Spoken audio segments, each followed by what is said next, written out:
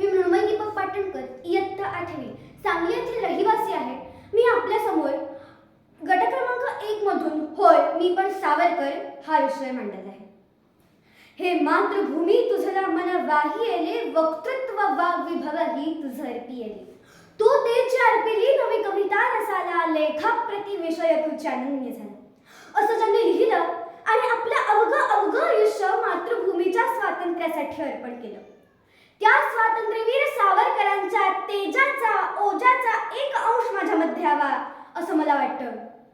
नमस्कार श्रोते हो, मी मृण्मयी दीपक पाटणकर, विषय मांडतीये होय मी पण सावरकर. होय मी पण सावरकर असं म्हणताना सावरकरांचा संपूर्ण जीवनपट डोळ्यासमोरून जातो. अगदी बालपणापासून ते आत्मार्पणापर्यंत सावरकरांनी जे काही केलं ते इतकं भव्य दिव्य उदात्त स्वर्गीय होतं की ते बघून सुद्धा आपल्याला राष्ट्रकार्याची प्रेरणा मिळते. एक उत्तम लेखक, एक उत्तम वक्ता, क्रांतिकारक, समाजसुधारक, साहित्यिक. सावरकरांचं व्यक्तिमत्व हे शतपैलू व्यक्तिमत्व होतं आणि त्या व्यक्तिमत्वातला एक अंश माझ्यामध्ये यावा म्हणून होय मी पण सावरकर. चाफेकरांच्या बलिदानातून प्रेरित होऊन सावरकरांनी वयाच्या केवळ 14व्या वर्षी मारिता मारिता मरे तो झुंजेन ही शपथ घेतली. अभिनव भारताची स्थापना सुद्धा सावरकरांनी केली. अभिनव भारताचा प्रवास आपल्याला चकित करून टाकतो. राष्ट्रभक्त समूह, मित्रमेळा आणि पुढे ह्याचंच नाव अभिनव भारत असं झालं. महाविद्यालयीन जीवनातच सावरकरांना कळून चुकलेलं होतं की इतिहासाचं पहिलं पान हे कधीच दिसत नाही. इतिहासाचं दिसतं ते नेहमी दुसरं पान हा इतिहासाला मिळालेला शाप आहे. आमचा इतिहास हा उज्ज्वल होता. आमचा भविष्यकाळ जर उज्ज्वल आम्हाला हवा असेल तर आमच्या पायातल्या पारतंत्र्याच्या बेड्या आम्हाला तोडून काढाव्या लागतील. म्हणून सावरकरांनी फर्ग्युसन महाविद्यालयामध्ये प्रवेश घेतला. आपल्या विचाराचे तरुण सावरकरांनी तिथं जोडले, त्यांना अभिनव भारताची शपथ दिली आणि या सर्व क्रांतिकार्याला अधिष्ठान कोणाचं द्यायचं तर ते छत्रपती शिवाजी महाराजांचं.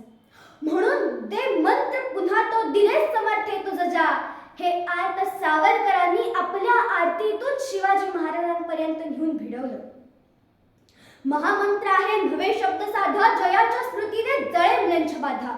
नुरे देश अवघा जयाचे अभावी, शिवाजी जपू राष्ट्र मंत्र प्रभावी. ह्या देशातल्या 12 ज्योतिर्लिंगांचं रक्षण ज्या रायगडावरच्या 13व्या ज्योतिर्लिंगाने केलं, ते रायगडावरचं 13वं ज्योतिर्लिंग सावरकरांनी आमच्या समोर आदर्शवत मांडलं आणि हेच आदर्श आम्हाला भविष्य काळात पथदर्शी ठरतील. म्हणून होय मी पण सावरकर. सावरकरांना शिवाजी शिष्यवृत्ती मिळाली, ती सुद्धा लोकमान्य टिळकांच्या शिफारसीतनं आणि सावरकरांच्या राष्ट्रकार्याला तिथून पुढे सुरुवात झाली. सावरकर इंडिया हाऊसमध्ये दाखल झाले. सावरकरांनी जोसेफ माझनीच्या आत्मचरित्राचा मराठीत अनुवाद केला. सावरकरांनी लिहून ठेवले, इटलीत जन्मलेल्या रामदासांना जोसेफ मॅझनी असं म्हणतात आणि महाराष्ट्रात जन्मलेल्या मॅझनीला रामदास असं म्हणतात. तशा स्थापुनी गुप्त संस्था सुवेळी राणी झुंजली वीरशाली इटाली, तिला हाक मारी तर मांगल्याले रणांगण स्वातंत्र्य कोणा मिळाले. असा इटलीच्या क्रांतीचा आदर्श सावरकरांनी आमच्या समोर ठेवला आणि सर्व क्रांतिकारकांना एक आदर्श वस्तुपाठ घालून दिला आणि हेच आदर्श मला पुढे पथदर्शी ठरतील. म्हणून होय मी पण सावरकर. सावरकरांनी अगदी सागराला सुद्धा सुनावलेलं होतं, ने मजसीने परत मातृभूमीला सागरा प्राण तळमळला. सावरकरांची ती मार्सेलिसची उडी तिखंडात गाजली आणि ह्याच मार्सेलिसच्या उडीमुळे अगदी फ्रान्सच्या राष्ट्राध्यक्षाला सुद्धा राजीनामा द्यावा लागला.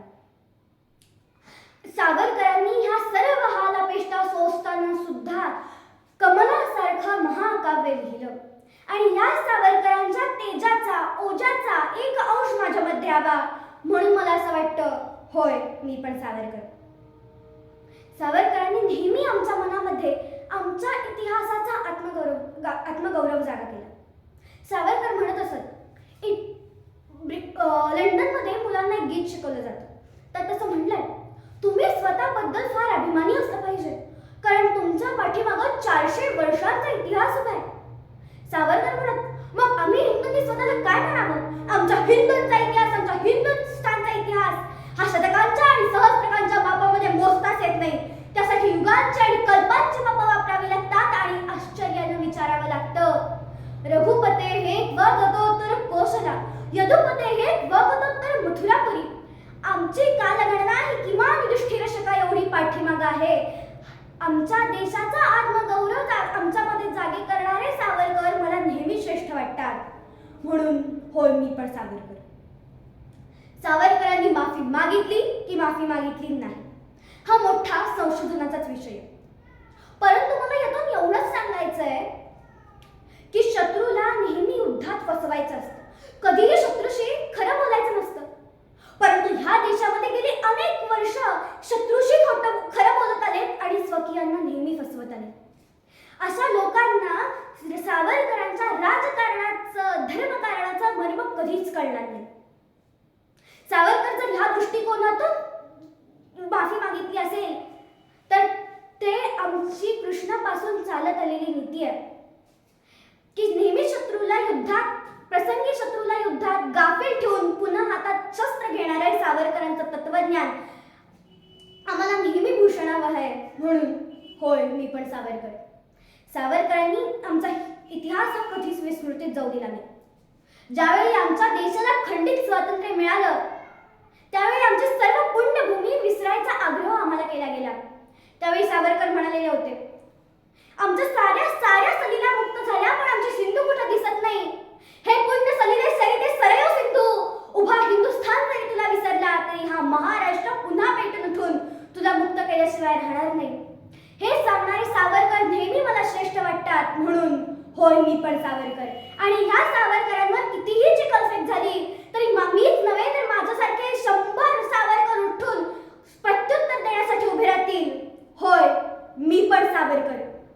सावरकरांनी या मातृभूमीला धीर दिलेला होता. कशाच आई भिजविसे डोळे उजळ तुझे भाळ रात्रीच्या गर्भात उद्याचा असे उशक्काल. हे सांगणाऱ्या सावरकरांचं तत्वज्ञान हे नेहमी मला श्रेष्ठ वाटतं. म्हणून होय मी पण सावरकर.